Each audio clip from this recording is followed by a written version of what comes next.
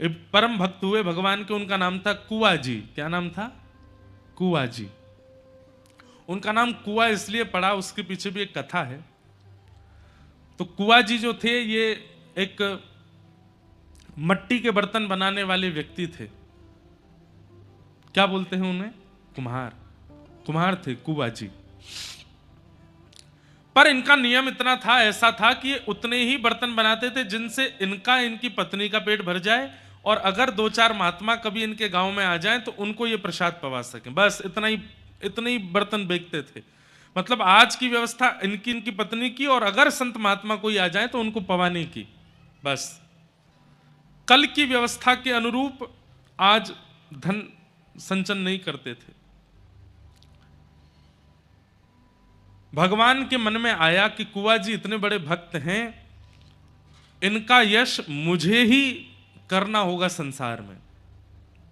सोच लो, ठाकुर जी के चिंतन में आ गए। ठाकुर जी ने मन बना लिया कि कुआ जी का यश मुझे करवाना है। और भगवान ने एक दिन ऐसी लीला की कि कुआ जी महाराज सुबह सुबह उठ करके बर्तन बेच करके आए मिट्टी के, और उससे जो धन प्राप्त हुआ, अपने लिए, अपनी पत्नी के लिए प्रसाद सिद्ध कर लिया, दो चार महात्माओं के लिए प्रसाद सिद्ध कर लिया। लेकिन आज इनके द्वार पर 200 महात्मा आ गए। ठाकुर जी ऐसी परीक्षा लेते हैं। जब ठाकुर जी को ठोक बजा करके किसी को भक्त का अनुभव करना होता है कि ये उचित है कि नहीं, उसकी ऐसी परिस्थिति प्रकट कर देते हैं कि उस परिस्थिति से वो घबरा जाए। और जैसे ही व्यक्ति घबराता है, ठाकुर जी समझ जाते हैं कि भाई कच्चा है, पक्का नहीं है, घबरा गया। परीक्षा से घबराए ना, परिस्थिति से घबराए ना। 200 वैष्णवों को जैसे अपने द्वार पर देखा, कुआ जी घबराए नहीं। अपनी पत्नी से कहने लगे, देवी आज कितनी बड़ी कृपा, आज तक इतने वर्षों में 2 महात्मा, 4 महात्मा, 5 महात्मा से ज्यादा प्रत्येक दिन हमारे द्वार पर नहीं आए, लेकिन आज कितनी बड़ी पूंजी हमारी, इतने बड़े गांव में हमारे द्वार पर 200 महात्मा आए। पत्नी ने कहा, आ तो गए, पर इनको पवाएंगे कैसे? बोले कि वो सब व्यवस्था ठाकुर जी देखेंगे, आप तो बस इनको बैठाओ। बैठा दिया। बोले महाराज आप लोग आए हैं, अब आप भी जानते हैं कि एक परिवार में 200 लोगों को पवाने की व्यवस्था तो नहीं होती, तो इसलिए थोड़ी प्रतीक्षा करनी पड़ेगी। मैं जाऊं बाजार से कुछ ले आऊं सामग्री, तब तक आप स्नान ध्यान संध्या वंदन करो, और पत्नी बढ़िया प्रसादी बनाएगी, फिर आप लोग पाइएगा। कुआ जी महाराज तुरंत घर से निकल करके गए, जो नगर सेठ थे उनके पास गए, और नगर सेठ जी से जाकर के कहा कि आप मुझे कुछ धनराशि दे दीजिए। नगर सेठ जी बोले, भाई पिछली धनराशि तो अभी तक चुका नहीं पाए तुम, और कितनी धनराशि चाहिए तुमको? बोले 200 लोगों को प्रसाद पवाना है, उतनी धनराशि चाहिए। और कुआ जी ने हाथ जोड़ करके क्या कहा कि महात्मा 2 बातें सुन लीजिए हमारी। नगर सेठ जी से कहा, पहली बात, मेरे पास धन है नहीं तो मैं चुका नहीं पाऊंगा, ये मैं पहले ही बता रहा हूं। दूसरी बात, मेरे द्वार पर जो 200 महात्मा आए हैं, अगर उन्होंने प्रसाद नहीं पाया तो मैं प्राण त्याग दूंगा। सेठ जी बोले, तुम धमकी दे रहे हो हमको? एक तो हमसे पैसा मांग रहे हो, ऊपर से कह रहे हो मैं लौटा नहीं पाऊंगा, ऊपर से कहते हो कि नहीं दिया तो मैं प्राण त्याग दूंगा। तो कुआ जी कहते हैं कि धन चुकाने का एक और तरीका है। बोले क्या? आप मुझसे अपने घर में कोई काम करवा लीजिए, मुझसे परिश्रम करवा लीजिए, और उस परिश्रम के बदले मुझे 200 महात्माओं को प्रसाद पवाने के लिए धन दे दीजिए। परिश्रम कर दूंगा मैं आपके यहां, पर धन नहीं लौटा पाऊंगा। तो सेठ जी मान गए। सेठ जी ने कहा, तो फिर ठीक है, एक काम करो। बोले क्या? हमारे घर में जल की व्यवस्था नहीं है, हमको जल लेने के लिए पोखर तालाब में जाना पड़ता है हमारी घर की बहू बेटियों को। पीछे कुछ जमीन हमारी बची है, तुम वहां पर कुआं खोदोगे अकेला, अकेले, और कुआं खोद करके उसमें जल का स्रोत जब तक नहीं निकल आए तब तक खोदते रहोगे। कुआं में पानी ऐसी थोड़ी आ जाता है कि 2, 4, 10 फीट में आ जाए। शर्त है तुम और तुम्हारी पत्नी, तुम ही दोनों कुआं बनाओगे। कुआ जी बोले, मुझे स्वीकार है, पर अभी मुझे धन दे दीजिए, मुझे संतों की सेवा करनी। सेठ जी ने धन दिया। नाचते गाते हुए गए, सब सामग्री लेकर के घर पहुंचे, झरा भंडारा किया, 200 महात्माओं को बढ़िया मालपुआ, खीर और सब्जी पूड़ी आदि सब प्रेम से पवाई। पत्नी बोली, आप इतना सामान कहां से लेके आए, कैसे लेके आए? बोले, देवी कोई टेंशन की बात नहीं है, इसका मैं परिश्रम करूंगा ना। बोले, कैसे परिश्रम करोगे? बोले, सेठ जी ने कहा है कुआं खोद देना, तो उनके यहां कुआं खोदेंगे। महात्मा तो प्रसाद पाकर के चले गए।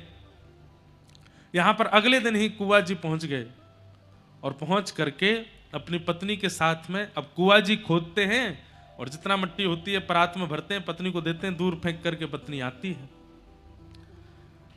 अब कमाई नहीं हो रही है इनकी, दोनों पति पत्नी भूखे रहते हैं। क्यों? ये तो परिश्रम दे रहे हैं और कमाई होती है मिट्टी के बर्तन बना के बेचने से। वो कैसे करें? घर में कोई और सदस्य है नहीं, 3-3 दिन 4-4 दिन तक कुछ भोजन को नहीं मिलता। लेकिन प्रसन्न मुद्रा में हरि स्मरण करते हैं, हरि का भजन करते हैं, ठाकुर जी का नाम लेते हैं और प्रेम से कुआं खोद रहे हैं। 4-5 दिन बाद कोई कुछ दे देता है तो दोनों आधा आधा खा लेते हैं। हम आपको बता रहे हैं कि ठाकुर जी कैसों का स्मरण करते हैं। एक बात निश्चित है, आपको माननी पड़ेगी, अगर जीवन में कठिन परीक्षा आई है तो इसका मतलब यह समझ लीजिए ठाकुर जी मिस कॉल मार रहे हैं आपको, ठाकुर जी याद कर रहे हैं। अगर बहुत स्मूथ लाइफ चल रही है, सुबह नाश्ता कर लेते हैं, दोपहर में भोजन कर लेते हैं, रात्रि डिनर करके बढ़िया प्रेम से तान दुपट्टा सोते हैं, एसी चला के, हीटर चला के, बहुत बढ़िया नींद आ जाती है, कोई डिस्टरबेंस नहीं है, कोई टेंशन नहीं, कोई सिर पर भार नहीं है, सब कुछ बहुत बढ़िया है, तो इसका मतलब ठाकुर जी ने ब्लॉक मार रखे हो, आप देख ही नहीं रहे, आपका नंबर ही नहीं आ रहा ठाकुर जी के आगे, इसीलिए तो सब बढ़िया चल रहा है। भाई टीचर की दृष्टि में आओगे तभी तो परीक्षा होगी। अब आप क्लास में ही छुप करके पीछे बैठे हो तो टीचर आपको उठाएगा ही नहीं, कुछ पूछेगा ही नहीं आपसे। अगर जीवन में परीक्षा नहीं है तो इसका मतलब आप छुप गए हो, ठाकुर जी को दिख नहीं रहे हो, या ठाकुर जी देख नहीं रहे हैं।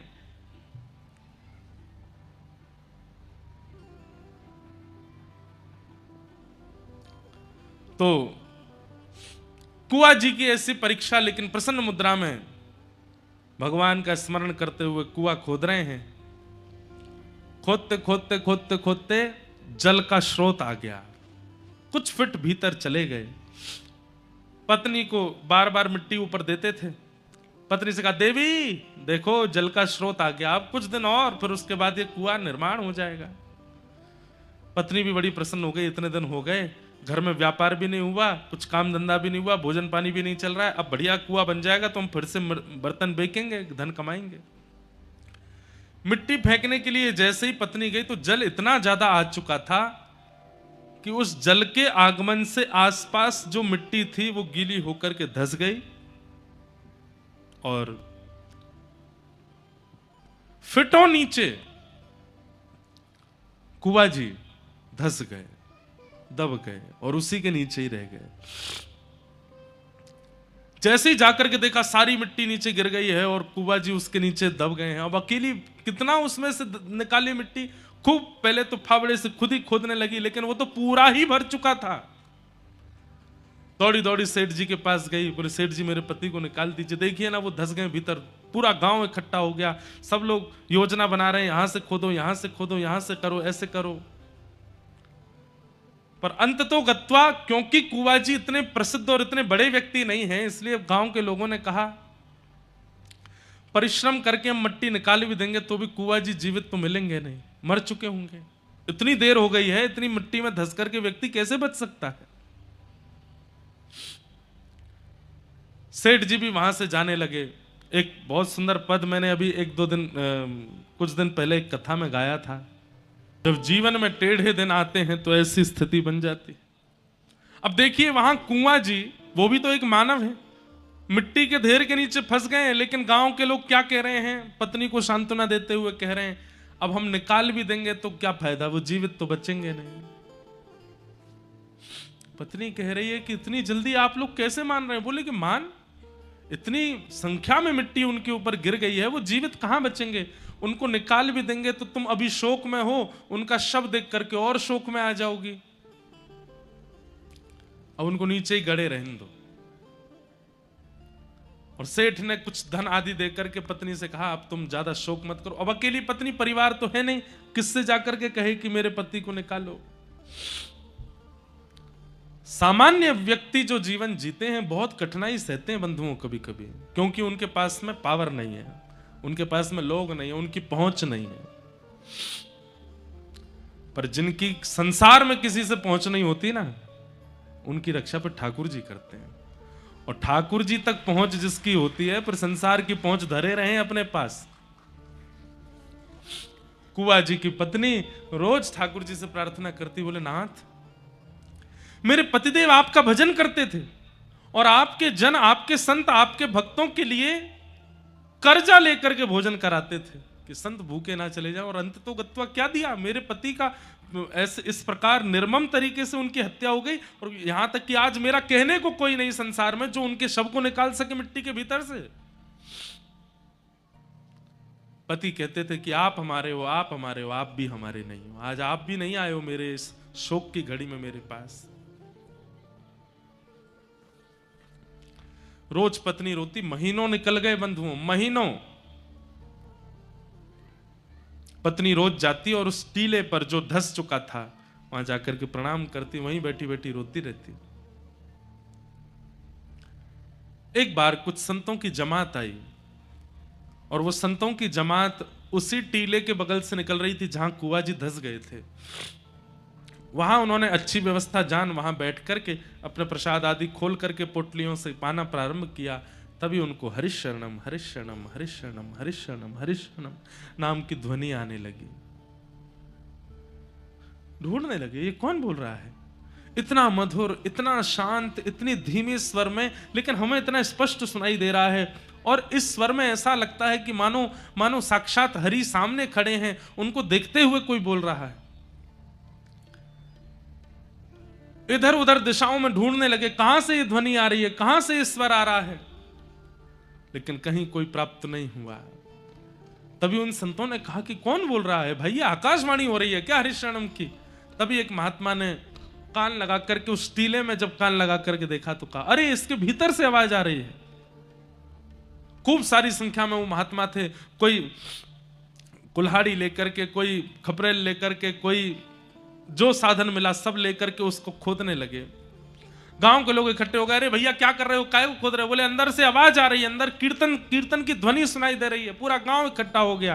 किसी ने जाकर के कुआ जी की पत्नी को बताया, बोले जहां कुआ जी दबे थे आज कुछ महात्मा मिलकर के वहां खोद रहे हैं और ऐसा कह रहे हैं भीतर से आवाज आ रही है।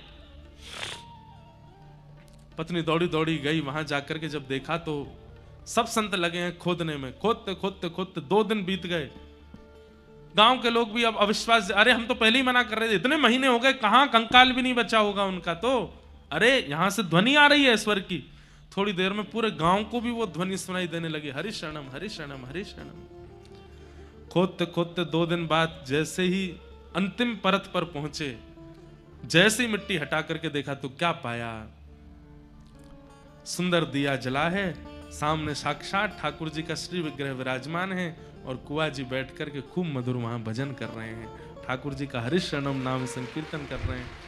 कभी हाथ में करताल लेकर के नृत्य करने लगते हैं, कभी बैठ करके प्रणाम करने लगते हैं, वंदन। देख करके किसी को भी विश्वास नहीं हुआ, ये कैसे हो सकता है। महीनों पहले दब चुका व्यक्ति, महीनों पहले जिसकी मृत्यु हो गई नीचे दब करके, वो जीवित कैसे है। क्योंकि हरि के स्मरण में कुआ जी हैं। कुआ जी के स्मरण में हरि हैं, ये पहली बात है।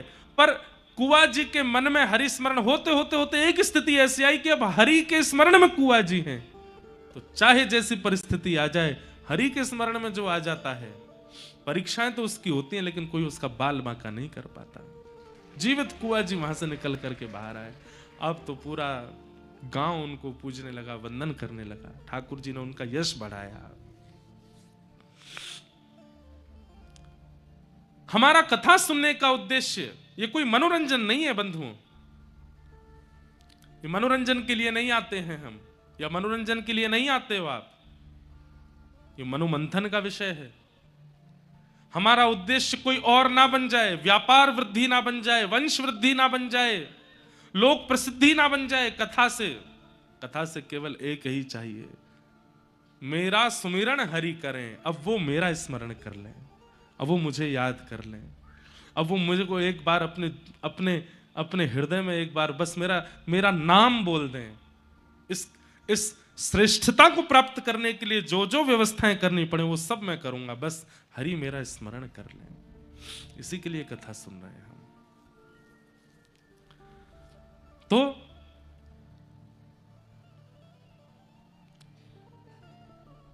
शब्द, स्पर्श, दृष्टि और मन, इन 4 प्रकार से भक्तों का पोषण होता है।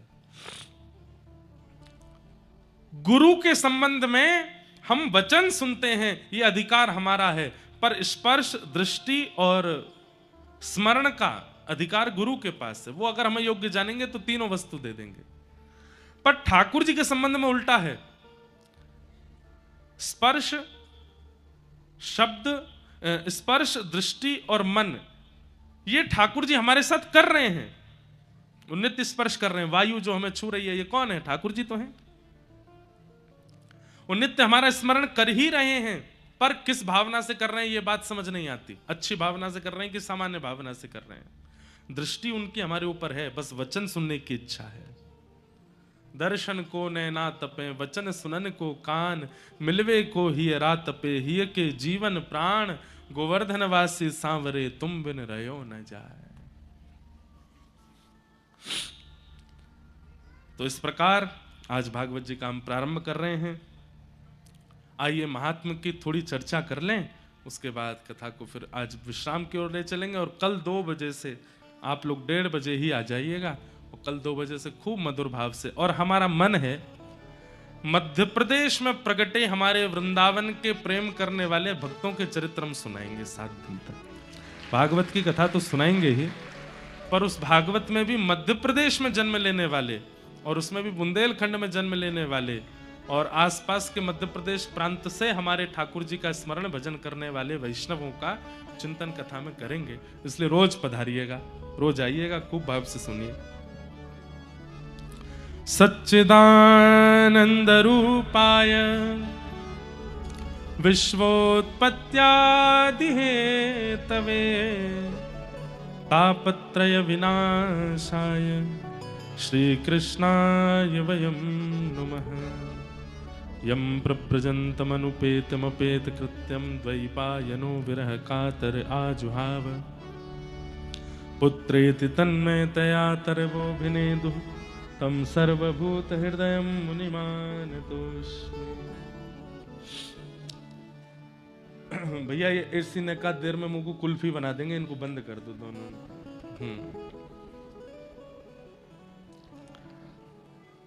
सच्चिदानंद रूपाय, भगवान के 3 रूप, 3 कर्म और 3 गुणों की चर्चा भागवत के महात्म्य में की गई है। भगवान के 3 प्रकार के रूप हैं, सत्य, चैतन्य और आनंद। ठाकुर जी सत्य स्वरूप हैं, चैतन्य स्वरूप हैं और आनंद घन हैं। हमारे पूज्य गुरुदेव भगवान ने एक बहुत सुंदर व्याख्या की इस श्लोक की, कि भगवान सत्य हैं, चैतन्य हैं और आनंद हैं। इसका एक अर्थ तो यह है कि जो सत्य हम बोलते हैं उसमें ठाकुर जी का निवास है।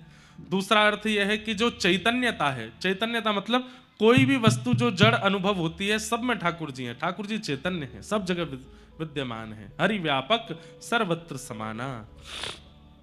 और देखिए यहां पर गोस्वामी जी ने एक शब्द कहा है, हरि व्यापक सर्वत्र। कैसे? बोले समाना।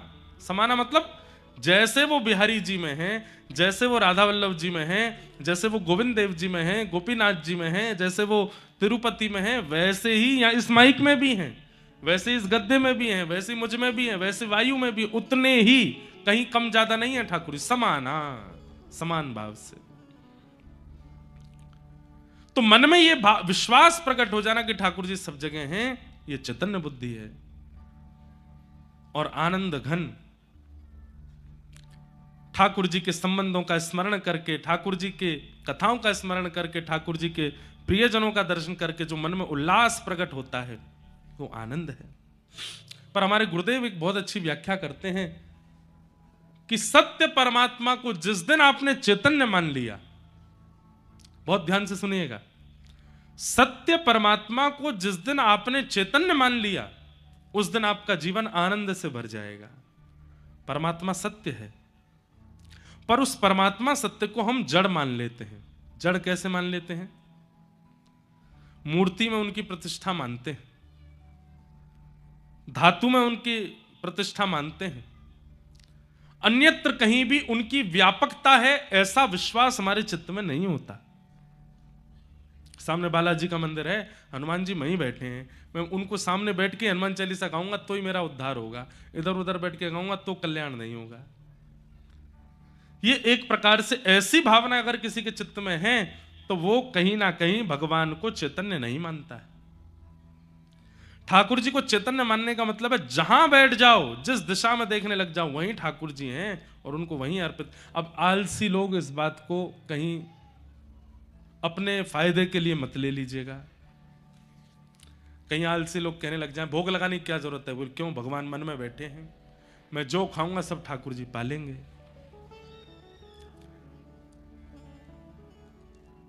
ये तर्क कुतर्क वितर्क करने वाले लोग, आलसी लोग, भगवान से 100 कोस की दूरी रखने वाले लोग, कहीं इसको अपना टाइटल मत बना लीजिएगा। देखो महाराज जी कह रहे हैं सब जगह भगवान है तो मैं जो पाऊंगा उससे हो।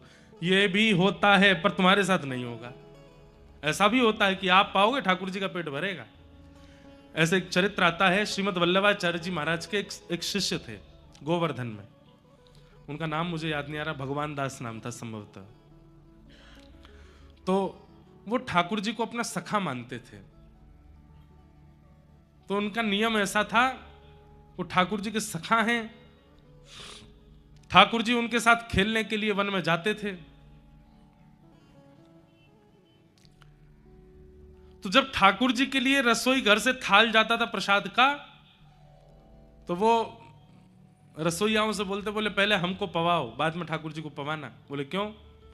बोले हम पहले पा करके वन में जाके सब व्यवस्था करेंगे ठाकुर जी की, वहां ठाकुर जी खेलने आते हैं, कहीं कोई दिक्कत नहीं हो जाए। तो रसोइया ने कहा अच्छा भगवान का प्रसाद नहीं लगा तुमको पहले पवा दें? ऐसा बिल्कुल नहीं होगा। तो जब उनको नहीं पवाया, ठाकुर जी के सामने धर दिया, तो महाप्रभु वल्लभाचार्य जी के चित्त में भी ठाकुर जी आकर के आज्ञा किया आज हम भी नहीं पाएंगे। क्यों? वाने ना पाया तो हम भी नहीं पाएंगे। अब वाने ना पायो वो दुखी है क्यों, वो खेलवे के काजे ना गए, अब मैं उन्हें पाऊंगा, इसलिए नियम बना दो वो पहले पाएगा हम बाद में पाएंगे। तब से महाप्रभु जी ने नियम बना दिया, बोले पहले इसको पवाओ उसके बाद ठाकुर जी को पवाओ। क्यों? ठाकुर जी का सखा है, जितनी देर ठाकुर जी प्रसाद पाते हैं उतनी देर वन में जाके सब व्यवस्था कर लेता है। तो कई लोगों के लिए नियम ठाकुर जी ने बनवाए, पर आलसी लोग अपनी सुख समृद्धि के लिए कृपया कर इस बात को ना ले लें कि भगवान तो सब जगह हैं, मैं पाऊंगा उससे ठाकुर जी का भोग लग जाएगा। हो सकता है ठाकुर जी चाहें तो।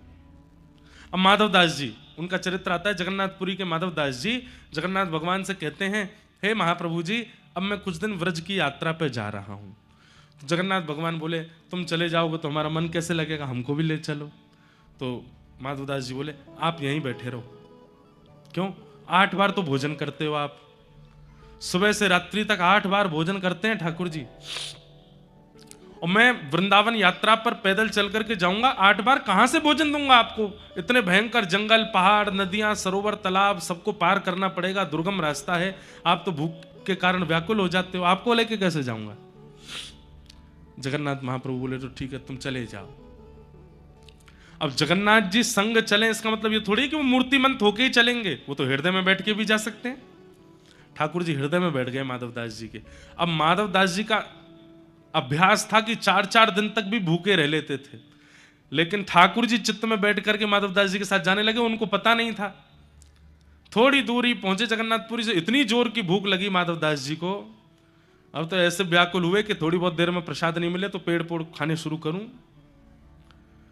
थोड़ी देर भोजन नहीं मिला तो पत्ते खाने लगे, घास खाने लगे, सामने जो आया उसी को ही खाने लगे, और स्वयं ही आश्चर्यचकित होकर खुद से ही पूछ रहे हैं हे माधवदास इतनी उम्र हो गई आज तक इतनी भूख तो तुझे कभी नहीं लगी, आज ये कैसे भूख लग रही है? क्योंकि माधवदास जी के अंदर ठाकुर जी बैठ के जा रहे हैं, ठाकुर जी को लग रही है भूख। माधवदास जी एक गांव में पहुंचे और गांव की माता जी एक कुटिया में रहती थी, उनका द्वार खटखटाया, मैया जल्दी खोलो जल्दी खोलो। बंधुओं ऐसी भूख कभी लगी है कि आप पागल हो गए हो, बस कुछ मिल जाए? नहीं लगी होगी। हम लोगों को ऐसी भूख नहीं लगी अभी तक, पर एक बात शास्त्रों में कहते, महाभारत कहती है कि पुत्र शोक महाकष्टम, माता पिता के सामने पुत्र की मृत्यु हो जाना ये महाकष्ट है, पर इससे भी विशाल कष्ट होता है कष्टात कष्ट करित शोधा, भूख लगना और भोजन का ना मिलना, उससे भी बड़ा कष्ट है। माधवदास जी की ऐसी स्थिति हो गई, गेट खटखटाने लगे। मैया बोली अरे रुको रुको आती हूं। द्वार खोल के देखा, कहो बाबा क्या बात है, इतने व्याकुल। मैया जो है घर में, जो है घर में मुझे खिला दो, मुझे भूख लगी, बहुत तेज भूख लगी है। बैठो बैठो, इतने व्याकुल। बोले बैठने का मन, जो रखा है तो बनाना नहीं है, जो रखा है दे दो, पका हुआ है बिना पका हुआ है, जो है सब दे दो। बोले रोटी नहीं है, आटा दे दो, मैं आटा खा लूंगा, गेहूं दे दो, गेहूं चबा लूंगा, लेकिन मुझे दो। मैया बोली सब व्यवस्था है, बैठो। माधवदास जी बैठे, भोजन थाली लगा करके दी। माधवदास जी तो पाने लगे। अब भूखा व्यक्ति वो विचार नहीं करता कि रोटी को सब्जी से लगाऊं या चावल में दाल डालूं, तो बस खाता है। मैया बोली आराम से धीरे धीरे खाओ, और बाबा अकेले अकेले खाए जा रहे हो, इस बालक को भी खिलाओ। माधवदास जी बोले कौन बालक? तुम्हारे बगल में जो बैठा है ये बालक? कोई बालक नहीं है मेरे बगल में। अरे बाबा ऐसे कैसे बात करते हो, निश्चित कहीं से अपहरण कर लाए हो किसी मैया के प्यारे से बालक का, और कहीं मैं तुमको पकड़वा ना दूं इसलिए मेरे सामने नाटक कर रहे हो कि कोई बालक नहीं है। ऐसा सांवला सा बालक, बड़ी बड़ी आंखें इसकी, ऐसे जीभ में पानी आ रहा है, मुंह में पानी आ रहा है, तुम्हारी थाली की ओर देख रहा है, और तुम अकेले अकेले खा रहे हो, इसको नहीं पवा रहे। माधवदास जी बोले कोई बालक नहीं है मैया, मैं अकेला हूं। अरे तुम्हारे बगल में मुझे दिख रहा है, ठोड़ी पे हाथ धर के छोटा सा गदमदरा सा बालक, पीताम्बरी पहने, सांवला सलोना सा तुम्हारी थाली की ओर देख रहा है, घुंघराले केश हैं। माधवदास जी समझ गए, बोले ओहो, तभी मैं कहूं मुझे इतनी भूख क्यों लग रही है। जगन्नाथ जी जैसे ही कहा सोई ठाकुर जी प्रकट हो गए। बोले कहो माधवदास। बोले आप आ गए। बोले तुमको क्या लगता है कि हम स्थूल रूप में ही चलते हैं साथ में? हम सूक्ष्म रूप से तुम्हारे मन में बैठ करके वृंदावन जा रहे हैं, हमको भूख लग रही है इसलिए तुम खा रहे हो। महाराज जिन माधवदास जी को 30 दिन में वृंदावन पहुंच जाना था, 6 महीना में पहुंचे। क्यों? 10 कदम चलते हैं फिर भूख लग जाती है, फिर अपने मन से कहते हैं हे जगन्नाथ जी नेक नेक तो सबर कर लो, कम से कम 8 बार का भोजन 4 बार कर लो, यात्रा में बहुत दिक्कत होती है, इतना खाने के बाद चला भी नहीं जाता। लोग बाग पैदल यात्रा पर जाते हैं तो 2-4 किलो वजन कम होता है। माधवदास जी जब वृंदावन पहुंचे 10 किलो वजन बढ़ गया। इतना खाते हुए गए क्योंकि ठाकुर जी चित्त में बैठ के गए। तो अगर आप ये कहते हैं कि चित्त सब जगह ठाकुर जी हैं, व्यास जी कह रहे हैं, तो चित्त में भी तो हैं, भोग लगाने की क्या अपेक्षा। अरे ठाकुर जी स्वयं कहें कि मैं चित्त में हूं, हैं तो वो सबके चित्त में, पर वो एक्टिव हैं कि नहीं, वहां पर आपके द्वारा पाया गया प्रसाद वहां स्वीकार कर रहे हैं कि नहीं, ये विशेष बात। सच्चिदानंद रूपाय, सत्य परमात्मा को जब तक आप चैतन्य नहीं मानोगे, जब तक उनमें यह बुद्धि रखोगे कि वो जड़ हैं। अच्छा एक बात बताओ, व्यक्ति पाप करता है, उसको नहीं पता कि उसने पाप किया, पता है, पर व्यक्ति फिर भी पाप कर देता है। क्यों? क्योंकि उसके अंदर यह विश्वास भी है कि मैं पाप कर रहा हूं, किसी को नहीं दिख रहा, मतलब परमात्मा को भी नहीं दिख रहा है। एवरीवेयर ऑल द टाइम उपस्थित है ठाकुर जी। ये जिस दिन आपने मान लिया उस दिन जीवन में क्या होगा? सत्य परमात्मा चैतन्य है, जिस दिन मान लोगे उस दिन जीवन में आनंद। चित्रा सखी हमारे ब्रज में हुई, उनकी लीला में ये पद आता है। ये देखो श्याम, बहुत सुंदर लीला है चित्रा सखी की। आज प्रथम दिन है, आज नहीं सुनाऊंगा, किसी और दिन सुनाऊंगा। बहुत सुंदर लीला है। भगवान का सबसे पहला चित्र बनाने वाली सखी चित्रा सखी, वो ये पद गाती। महात्मा की चर्चा में श्रीमद् भागवत जी के महत्व का वर्णन किया गया। भागवत जी का महत्व क्या है? तो बंधुओं, सुनने वाले के चित्त में भक्ति ज्ञान वैराग्य की पुष्टता करने वाला क्रम जो है वो श्रीमद् भागवत है।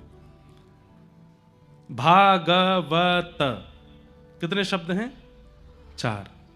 भागवत, भा से भक्ति, ग से ज्ञान, व से वैराग्य, त से त्याग। इन चारों में से एक भी अगर 7 दिन के अंदर आपके जीवन में नहीं आए तो आपने यहां आकर के केवल समय बर्बाद किया, और चारों आ जाएं तो समझ लो आपने ठाकुर जी को प्राप्त किया। भक्ति, ज्ञान, वैराग्य और त्याग। सबसे पहला आपके जीवन में भक्ति आवे कथा सुन करके। भक्ति का मतलब क्या है? आप प्रेमी हो जाओ। भक्ति का मतलब तिलक लगाना शुरू कर दो, कंठी पहनना शुरू कर दो, एकादशी करना शुरू कर दो, नियम से रहना शुरू कर दो, तुलसी जपना शुरू कर दो, राधा नाम करना, कृष्ण नाम करना, युगल नाम करना शुरू कर दो। यही वैष्णवता ने? नहीं। आपके रोम रोम से प्रेम छलकने लग जाए तब समझो कि आप भक्त हो गए हो। आप जब बोलते हो तो प्रेमी लगते हो, देखते हो तो प्रेमी लगते हो, चलते हो तो प्रेमी लगते हो, बैठते हो तो प्रेमी, उठते हो तो प्रेमी, आपकी हर अवस्था प्रेम का प्रतिपादन करती है, तो समझो आप भक्त हो। भक्ति, तो यहां से भक्ति सीख के जाओ कि 7 दिन बाद जब आप लौट के जाओ ना, तो आपका ऑरा ऐसा हो जाए कि जो दुखी व्यक्ति भी आपके संपर्क में आवे वो भी प्रसन्न हो जाए, वो भी खुश हो जाए, वो भी आनंदित हो जाए। श्रीमन चैतन्य महाप्रभु वो जब गांव गांव भ्रमण करते थे तो जो जो उनके रूप माधुरी को देखता था उसके मुख से हरिबोल शब्द का उच्चारण अपने आप प्रारंभ हो जाता था। केवल इतना ही नहीं कि केवल सांसारिक मानवों के मुख से हरिबोल बुलवाया हो, जब चैतन्य महाप्रभु वन में गए तो वन के हिंसक जीव भी जब चैतन्य महाप्रभु की ओर देखते तो वो भी हरिबोल तो नहीं बोल सकते, लेकिन 4 पैरों पर चलने वाले 2 भुजा उठा करके वो भी नृत्य करते थे महाप्रभु जी को देख के। इसका मतलब क्या है? आप भक्त हैं, आपका ऑरा बताता है, आपका स्वभाव बताता है,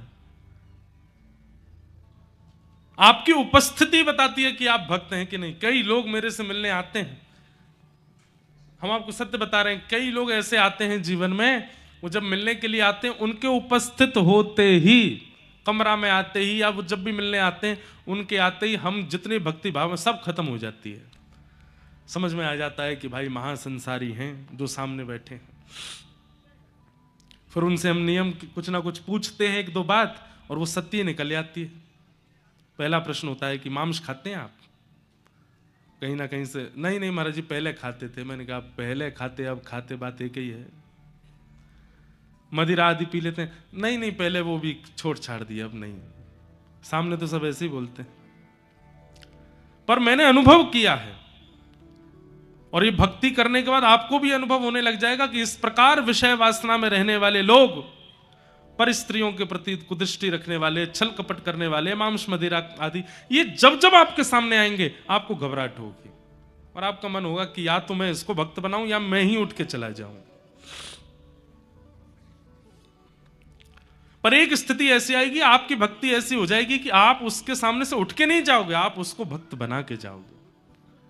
नित्यानंद महाप्रभु बलराम जी के अवतार माने जाते हैं कलिकाल में। श्री चैतन्य महाप्रभु श्री ठाकुर जी के अवतार हैं और नित्यानंद महाप्रभु बलराम जी के अवतार हैं। तो श्री नित्यानंद महाप्रभु जब चैतन्य महाप्रभु के स्पर्श में आए, कथा सुनिएगा जयपुर की भक्तमाल, और उसमें श्री चैतन्य महाप्रभु का चरित्र सुनिएगा, वहां आपको स्पष्ट हो जाएगा। इस वर्ष की जो भक्तमाल जयपुर में हुई, हम साल में एक ही भक्तमाल करते हैं जयपुर में, तो वहां इस बार महाप्रभु जी का चरित्र इतना सुंदर चरित्र है। तो उसमें नित्यानंद महाप्रभु से चैतन्य महाप्रभु निवेदन करते हैं कि ये कलिकाल है, सतयुग त्रेता द्वापर में हमने उद्धार किया, पर ये कलिकाल में उद्धार नहीं करना। उद्धार किससे किया? गदा से किया, सुदर्शन चक्र से किया, धनुष बाण से किया। पर इस कलिकाल में ना तो सुदर्शन चलेगा, ना गदा चलेगी, ना बाण चलेगा। यहां उद्धार नहीं करना है, तो यहां स्वीकार करना है।